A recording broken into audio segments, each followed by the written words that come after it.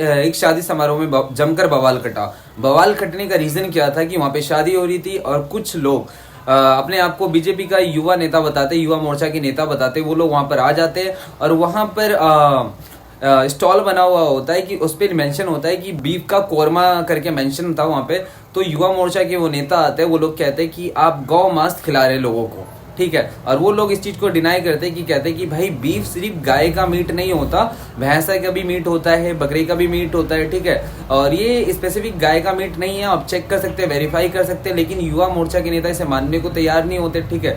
दोनों पक्ष में बहुत ज्यादा आर्ग्यूमेंट्स होने लगते हैं, चिल्लम चिल्ली होने लगती है, कोई किसी का सुन नहीं रहा होता है। तो जो युवा मोर्चा के नेता होते हैं वो 112 नंबर पे कॉल कर देते, पुलिस को बुला लेते हैं। तो पुलिस वाले आ जाते हैं, पुलिस वाले भी वेरीफाई नहीं करते उस चीज को कि वो बीफ का जो मीट है वो गाय का ही एक्चुअल में है या नहीं। लेकिन उस चीज को वो डिनाई कर रहे होते हैं। वो कहते हैं कि नहीं भाई, ये गाय का मीट नहीं है, ठीक है, आपको गलतफहमी हुई है, ये जो कोरमा है ये कोरमा भैंसे का है, ठीक है। और भैंसे का मीट खाना कोई अपराध नहीं, कानूनन अपराध नहीं, इसके लिए कोई कानून नहीं बना, ठीक है। और इन चीजों पे बहुत ज्यादा आर्ग्यूमेंट हो जाते। तो पुलिस ऑफिसर क्या करते हैं, दोनों पक्ष को पुलिस स्टेशन ले जाते, दोनों का निपटारा करते। वहां पे भी युवा मोर्चा के नेता जो होते हैं, ठीक है, वो मानने को राजी नहीं होते, बहुत ज्यादा उनकी आर्ग्यूमेंट हो जाती है, ठीक है।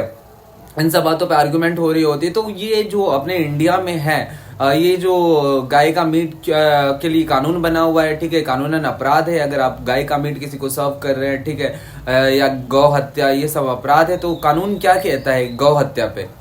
गौकांड अधिनियम भारत में गायों और उनके वंशजों बैल, सांड, बछड़े की हत्या पर रोक लगाने वाले विभिन्न कानूनों का एक समूह है जो संविधान के अनुच्छेद 48 से प्रेरित है और अलग अलग राज्यों द्वारा बनाए गए, जैसे उत्तर प्रदेश गौ हत्या निवारण अधिनियम 1955 जो गौ मांस की बिक्री, परिवहन को प्रतिबंधित करता है और कठोर दंड 10 साल तक की जेल और जुर्माना का प्रावधान करता है। इसे एक गैर जमानती और संज्ञेय अपराध बनाता है और हालिया संशोधनों के साथ और भी सख्त हो गया है, जिसमें कुछ मामलों में आरोपी पर सबूत पेश करने का भी भार भी डाला गया है। मुख्य बिंदु संवैधानिक आधार, भारतीय संविधान का अनुच्छेद 48 राज्यों को कृषि, पशुओं, गाय, बछड़े की हत्या रोकने का निर्देश देता है, जिसे सुप्रीम कोर्ट ने वैध ठहराया है।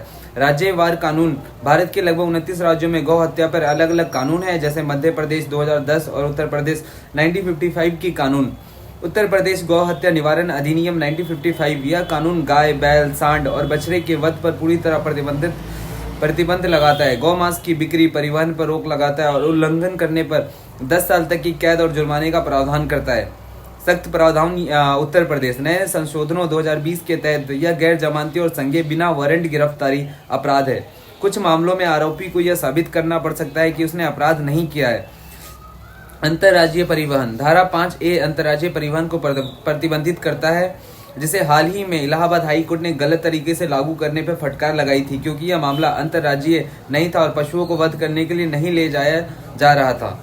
पशु क्रूरता निवारण अधिनियम 1960 यह पशुओं के साथ किसी भी तरह की क्रूरता को रोकता है, हालांकि गौ हत्या अधिनियम के तहत मामले अलग होते हैं। संक्षेप में, गौ हत्याकांड अधिनियम भारत में एक जटिल कानून है जो विभिन्न राज्यों में लागू होता है और इसका उद्देश्य गायों और उनके वंशजों की रक्षा करना है, जिसमें सख्त दंड और कुछ राज्यों में बढ़ी हुई परिवर्तन शक्तियां शामिल है। तो अब मुद्दा ये है कि कोई अपने ही शादी समारोह में गौ मीट खिलाएगा, कोरमा बनाकर खिलाएगा क्या? ऐसा बिल्कुल भी पॉसिबल तो नहीं लगता ऐसा, क्योंकि शादी समारोह जो हो रहा है वो एक खुशी का समारोह है। कोई भी जानबूझकर ऐसा बिल्कुल भी नहीं करेगा और गलती से भी नहीं करेगा। उसे पता है कि ये बहुत संवेदनशील मामला है। अगर ऐसा कोई मामला समाज में या सोसाइटी में आता है तो इससे बहुत ज्यादा प्रॉब्लम क्रिएट हो जाएगा। और पुलिस वालों को भी ये समझना चाहिए कि अगर कोई संवेदनशील मामला ऐसा आता है जिससे हिंदू मुसलमान हो सकता है, दोनों धर्मों के बीच लड़ाइयाँ हो सकती है, तो इसे बहुत